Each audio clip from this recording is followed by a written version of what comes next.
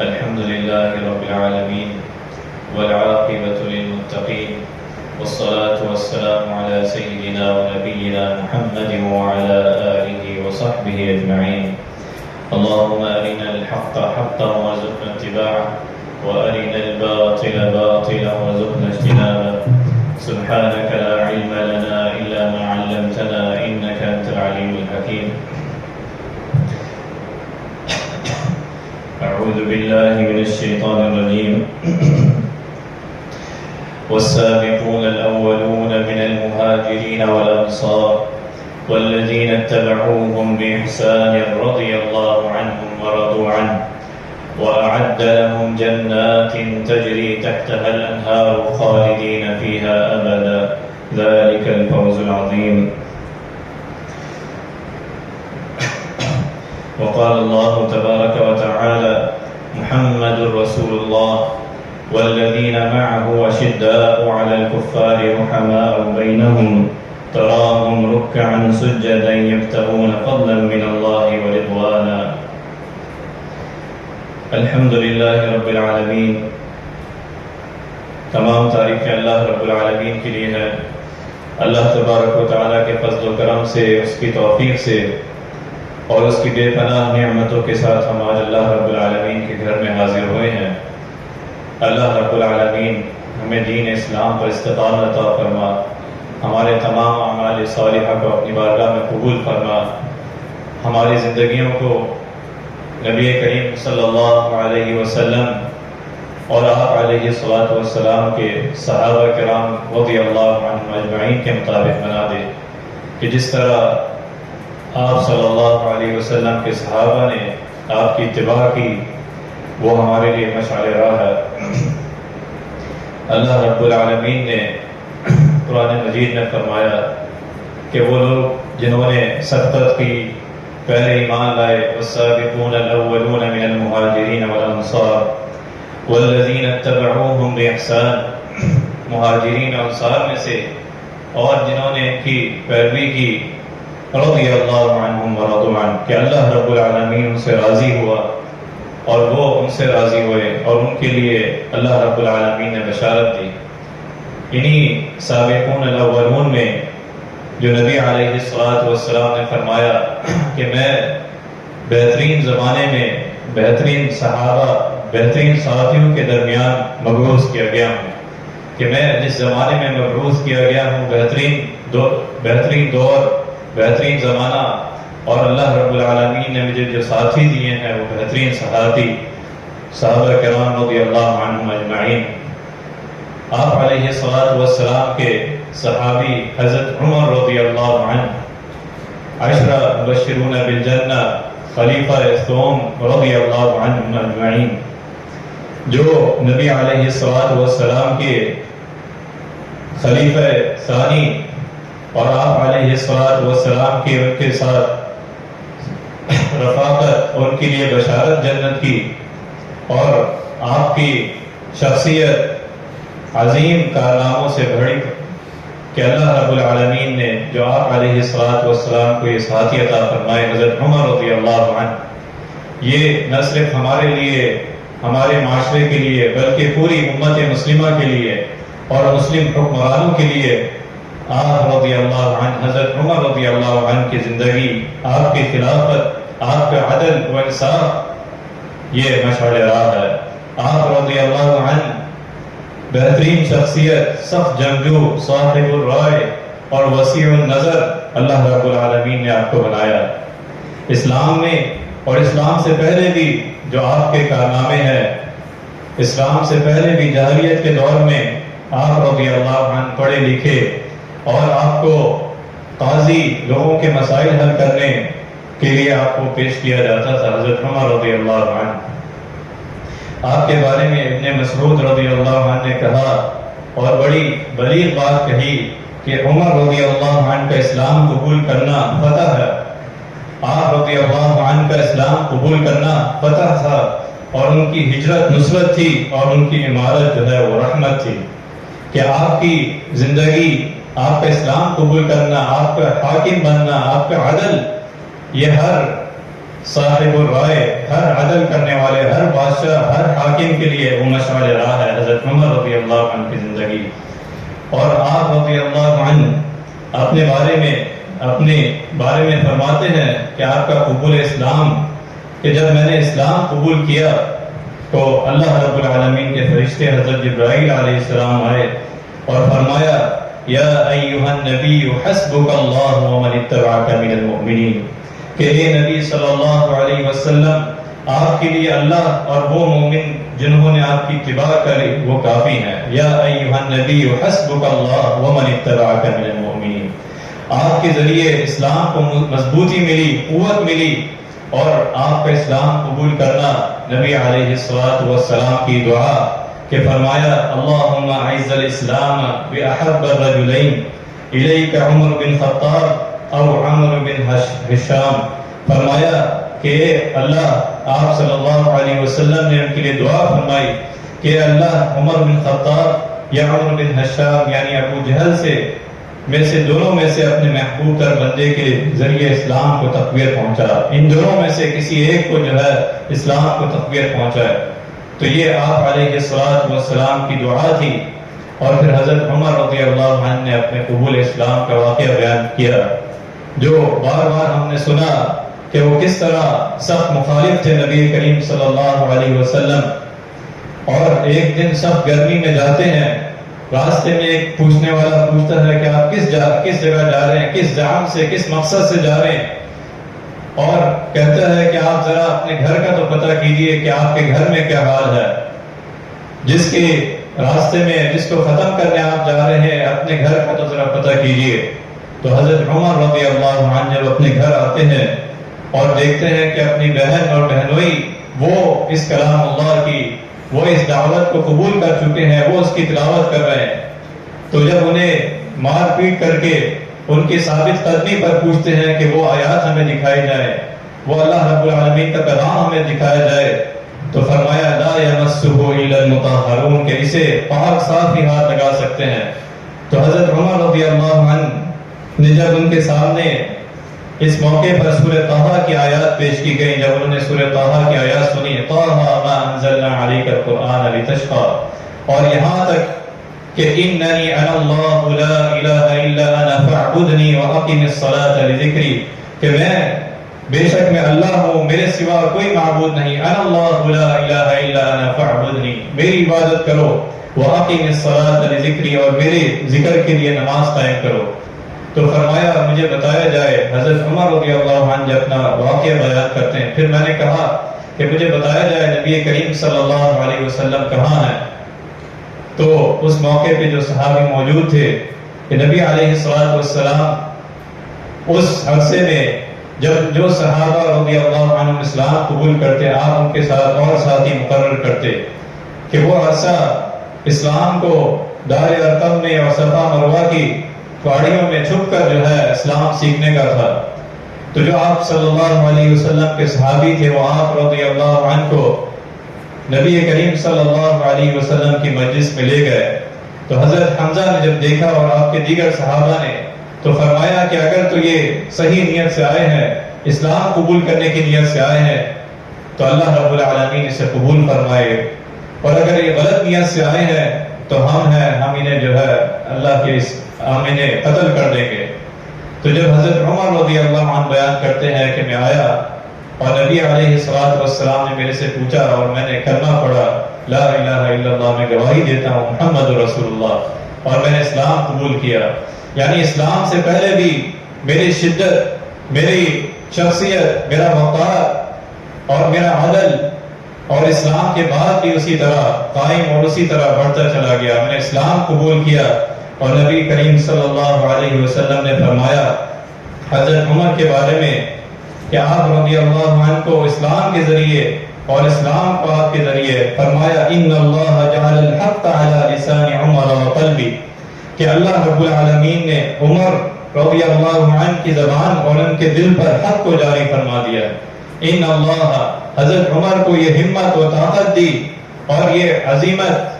کہ اللہ رب العالمین کے نبی علیہ الصلوۃ والسلام نے فرمایا کہ اللہ رب العالمین نے حق کو عمر رضی اللہ عنہ کی زبان سے اور ان کے دل سے جاری فرما دیا ہے۔ تو حضرت عائشہ رضی اللہ عنہ فرماتی ہیں کہ حضرت عمر رضی اللہ عنہ کو کیوں فاروق کہا گیا، کیوں فاروق کا لقب دیا گیا؟ تو فرمایا کہ یہ فاروق کا لقب دینا نبی علیہ السلام نے انہیں دیا کہ اس کا مطلب یہ ہے کہ حق و باطل کے درمیان واضح ظہور ہوا، اسلام جو ہے وہ علی الاعلان دعوت اسلام کی دی گئی۔ جب حضرت عمر رضی اللہ عنہ نے اسلام قبول کیا اور نبی کریم صلی اللہ علیہ وسلم سے پوچھا کہ اللہ کے رسول کیا ہم حق پر نہیں ہیں، خواہ ہم زندہ رہیں یا مریں، کیا ہم حق پر نہیں ہیں کہ اب دعوت اور اسلام پر علی الاعلان عمل کریں، اس کو علی الاعلان دعوت دی جائے؟ تو آپ صلی اللہ علیہ وسلم نے فرمایا اس ذات کی قسم جس کے ہاتھ میں میری جان ہے، ہم بالکل حق پر ہیں، خواہ ہم زندہ رہیں یا مر جائیں۔ تو انہوں نے عرض کیا یا رسول اللہ صلی اللہ علیہ وسلم، جس نے آپ کو حق کے ساتھ مبعوث فرمایا، ہم ضرور باہر نکلیں اور علی الاعلان اسلام کی لا الہ الا اللہ محمد رسول اللہ کی دعوت دیں، لوگوں کو اللہ کی طرف بلائیں۔ تو یہ حضرت عمر رضی اللہ عنہ کے ذریعے نبی علیہ السلام کی دعا، آپ علیہ السلام کے صحابی جس کے بارے میں آپ علیہ السلام نے دعا کی، اور پھر فرمایا حضرت عمر رضی اللہ عنہ نے کہ پھر اعلان کیا قریش کے دربار میں مکہ میں علی الاعلان کہ ہم نے اسلام کو قبول کیا ہے، اور وہ آپ کے ساتھی، آپ کے جاہلیت کے ساتھی آپ کی شخصیت سے واقف تھے۔ حضرت عمر رضی اللہ عنہ کے وہ کانپنے لگے کہ یہ حضرت عمر رضی اللہ عنہ جو جاہلیت میں بھی عدل کے، انصاف کے، غصے کے اور لوگوں کو انصاف دلانے کے، اور اسی طرح جب انہوں نے اسلام قبول کیا تو اس سے بڑھ چڑھ کر شجاعت دکھائی، عدل دکھایا، انصاف دکھایا۔ حضرت عمر رضی اللہ عنہ فرماتے ہیں کہ حضرت حفصہ بنت عمر رضی اللہ عنہ کی جس سے شادی ہوئی، وہ ایک موقع پر خنیس وہ وفات پا گئے، تو میں نے نبی کریم صلی اللہ علیہ وسلم کے جو ساتھی ہیں حضرت ابو بکر رضی اللہ عنہ سے کہا کہ آپ ان سے شادی کر لیں، حضرت حفصہ رضی اللہ عنہ سے۔ تو انہوں نے ابھی جواب نہیں دیا۔ اسی طرح میں نے حضرت عثمان رضی اللہ عنہ سے کہا کہ آپ حضرت حفصہ رضی اللہ عنہ سے شادی کر لیں۔ تو جب انہوں نے بھی اس پر حامی نہیں بھری تو میں نبی کریم صلی اللہ علیہ وسلم کے دربار میں حاضر ہوا، آپ سے عرض کی، تو آپ صلی اللہ علیہ وسلم نے فرمایا کہ حفصہ سے وہ شخص شادی کرے گا جو عثمان سے بہتر ہے، حفصہ رضی اللہ عنہ سے وہ شخص شادی کرے گا جو عثمان رضی اللہ عنہ سے بہتر ہے، جو کہ نبی کریم صلی اللہ علیہ وسلم ہے۔ اور فرمایا عثمان اس خاتون سے شادی کرے گا جو حفصہ رضی اللہ عنہ سے بہتر ہے، جو نبی کریم صلی اللہ علیہ وسلم کی دوسری صاحبزادی حضرت ام کلثوم رضی اللہ عنہ تھی، جو نبی کریم صلی اللہ علیہ وسلم کی دو صاحبزادیاں حضرت عثمان غنی رضی اللہ عنہ کے نکاح میں تھیں، اس میں سے حضرت ام کلثوم رضی اللہ عنہ۔ اور پھر حضرت عمر رضی اللہ عنہ نے فرمایا اپنی خلافت کے بارے میں جب خلیفہ بنے، فرمایا کہ اللہ رب العالمین نے مجھے یہ منصب عطا فرمایا ہے، اور اللہ رب العالمین کی حمد و ثنا اور نبی علیہ السلام کے درود کے بعد فرمایا اما بعد، میری تمہارے ذریعے اور تمہاری میری ذریعے آزمائش کی گئی، اور میرے دو ساتھیوں کے بعد مجھے تمہارا خلیفہ بنایا گیا، پس جو شخص ہمارے پاس موجود ہے، ہمارے ساتھ موجود ہے، وہ ہمیں اپنے ساتھ ملائے، اور جو غائب ہے، جو ادھر موجود نہیں ہے، وہ اہل قوت اور اہل امانت کے سرپرست بنایا گیا ہے، اور وہ اطاعت کرے، فرمانبرداری کرے، اور فرمایا جو اچھائی کرے گا اس کی حوصلہ افزائی کی جائے گی، اور جو برائی کرے گا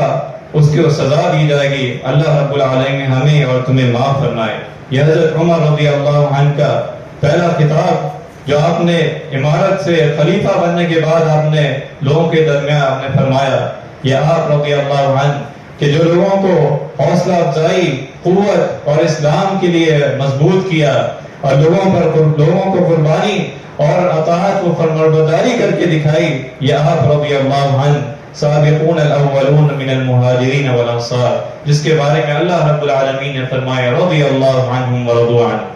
جب حضرت عمر رضی اللہ عنہ کو خلافت ملی، آپ کے دور میں فرمایا کہ مسلمانوں کے بیت المال سے آپ چیز لے سکتے ہیں، آپ کو اجازت ہے، اللہ رب العالمین نے جو آپ کو ذمہ داری دی ہے خلافت کی، اور یہ مسلمانوں کا بیت المال ہے، یہ اپنے لیے آپ خرچ کر سکتے ہیں، لیکن حضرت عمر رضی اللہ عنہ کا ڈر اور خوف کہ فرمایا کہ ایک موقع پر آپ بیمار تھے اور آپ کو شہد کی ضرورت تھی، حضرت عمر رضی اللہ عنہ بیمار تھے اور آپ کو شہد کی ضرورت تھی بیت المال سے، لیکن آپ رضی اللہ عنہ مسجد آئے، صحابہ کرام رضی اللہ عنہ اجمعین سے اس کی اجازت طلب کی، جب اجازت مل گئی تو آپ نے بیت المال سے وہ شہد استعمال کیا جس سے انہیں شفا ہوئی۔ تو یہ حضرت عمر رضی اللہ عنہ کا حکومت، عدل و انصاف اور اپنے لیے اور اللہ رب العالمین سے ڈرنا اور اپنے رعایا کا جو بیت المال ہے اس میں سے اس طرح خرچ کرنا کہ اپنے لیے بھی وہ جائز نہیں سمجھتے تھے کہ اپنے لیے بھی اس میں سے خرچ کیا جائے۔ جو عمر رضی اللہ عنہ جنہوں نے فتوحات کی، جنہوں نے عدل کے ساتھ فتوحات کی، حکومت کی اور امن قائم کیا، یہ حضرت عمر رضی اللہ عنہ ہیں۔ ایک روایت میں آتا ہے حضرت عمر رضی اللہ عنہ مشقت بھری زندگی بسر کی اور اپنے آپ کو نعمتوں سے محروم رکھا، تو فرمایا حضرت حفصہ رضی اللہ عنہ کہ اللہ رب العالمین نے آپ کو وسعت دی ہے، آپ خلیفہ ہیں، تو آپ اپنے لیے سے خرچ کر سکتے ہیں اور آپ اپنے آپ کو کٹن زندگی گزار رہے ہیں، آپ جو کھا رہے ہیں اس سے بہتر کھا سکتے ہیں، آپ جو پہن رہے ہیں اس سے بہتر پہن سکتے ہیں۔ تو حضرت عمر رضی اللہ عنہ نے فرمایا، حفصہ بنت عمر رضی اللہ عنہ، حفصہ بنت عمر رضی اللہ عنہ، کہ تم نے اپنی قوم سے جو خیر خواہی کی ہے،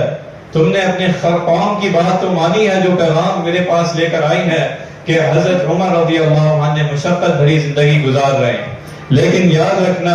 اپنے باپ سے خیر خواہی نہیں کی، میرے گھر والوں کی میری ذات اور میرے مال سے تو حق ہے، جبکہ میری دین اور میری امانت پہ ان کا کوئی حق نہیں۔ فرمایا حضرت عمر رضی اللہ عنہ نے جب فرمایا کہ آپ اپنے اوپر مشقت کرتے ہیں، آپ تنگ زندگی گزار رہے ہیں، تو آپ رضی اللہ عنہ نے حضرت حفصہ رضی اللہ عنہ سے فرمایا، جو کہ نبی کریم صلی اللہ علیہ وسلم کی زوجہ رہ چکی، فرمایا کہ کیا آپ نے نبی صلی اللہ علیہ وسلم کی زندگی کو نہیں دیکھا کہ انہوں نے کس طرح تنگ زندگی گزاری ہے، وہ ہمارے لیے مشعل راہ ہے۔ فرمایا اگر میرے لیے ممکن ہوا تو میں رسول اللہ صلی اللہ علیہ وسلم اور ابو بکر رضی اللہ عنہ جیسی مشقت اور تنگ دستی والی زندگی بسر کرنے کی کوشش کروں گا، شاید کہ مجھے بھی ان دونوں کے ساتھ آرام والی زندگی نصیب ہو جائے، شاید کہ مجھے بھی ان دونوں کے ساتھ آرام والی زندگی نصیب ہو جائے رضی اللہ عنہم اجمعین۔ آپ علیہ الصلوۃ والسلام کے صحابی حضرت عمر رضی اللہ عنہ عشر مبشرون بالجنہ، آپ کو امیر المؤمنین کا لقب عطا فرمایا، جب آپ کو خلافت عطا ہوئی تو آپ کو کہنے یہ لقب فرمایا گیا کہ آپ خلیفہ کے خلیفہ ہیں۔ پھر صحابہ کرام رضی اللہ عنہ اجمعین نے کہا کہ ہم مؤمنین ہیں تو حضرت عمر رضی اللہ عنہ ہمارے حاکم ہیں، ہمارے خلیفہ ہیں، تو آپ کو امیر المؤمنین کا لقب عطا ہوا، سب سے پہلے حضرت عمر رضی اللہ عنہ۔ اور آپ کے کارناموں میں ہجری سال کا آغاز آپ کے عظیم کارناموں میں ہے کہ جب نبی کریم صلی اللہ علیہ وسلم مکہ مکرمہ سے مدینہ منورہ ہجرت کی،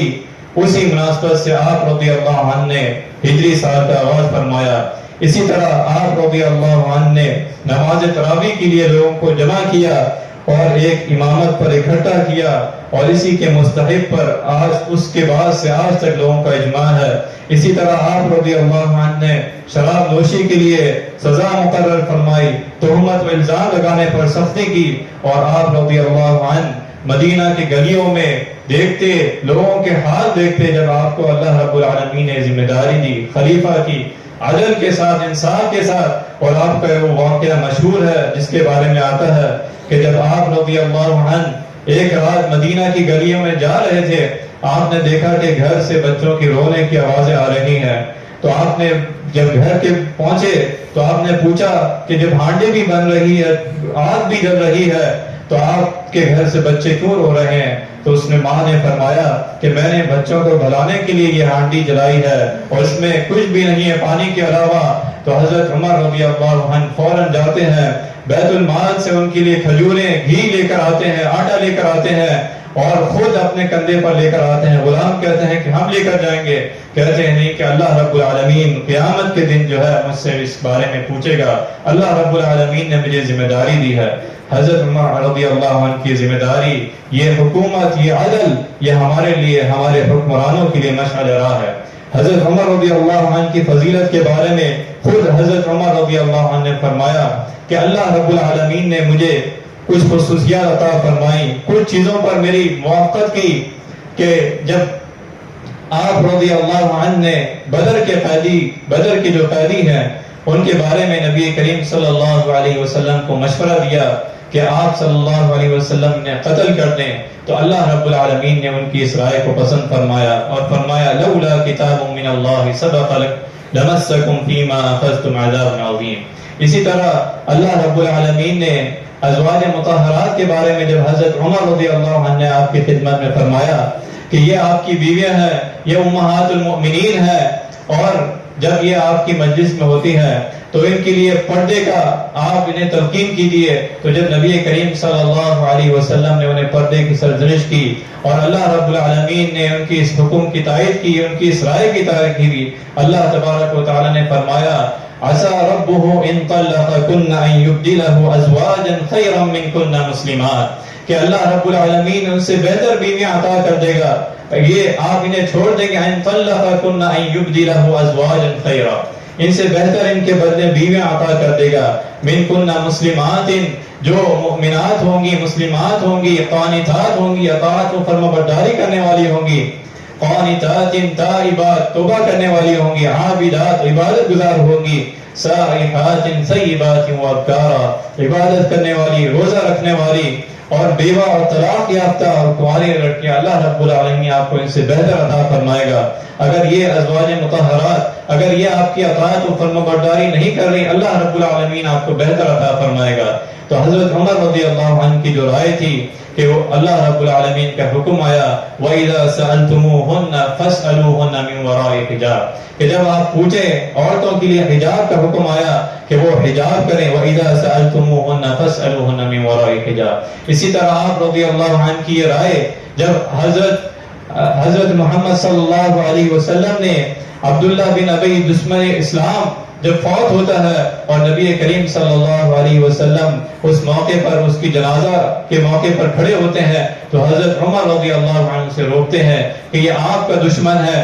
یہ اللہ اس کے رسول صلی اللہ علیہ وسلم کو دشمن ہے، یہ منافق ہے. تو آپ صلی اللہ علیہ وسلم نے فرمایا کہ استغفر لہم، جو اللہ رب العالمین نے فرمایا کہ اللہ رب العالمین نے مجھے اس میں اختیار دیا ہے، اور یہ بھی فرما دیا استغفر لہم او لا تستغفر لہم، اگر آپ ان کے لیے استغفار کریں اور 70 دفعہ استغفار کریں فلن یغفر اللہ لہم، اللہ رب العالمین ان کے لیے معافی نہیں کرے گا. ذالک بانہم کفروا باللہ ورسولہ، کہ انہوں نے اس لیے کہ انہوں نے اللہ اس کے رسول صلی اللہ علیہ وسلم کے ساتھ کفر کیا، منافقت کی.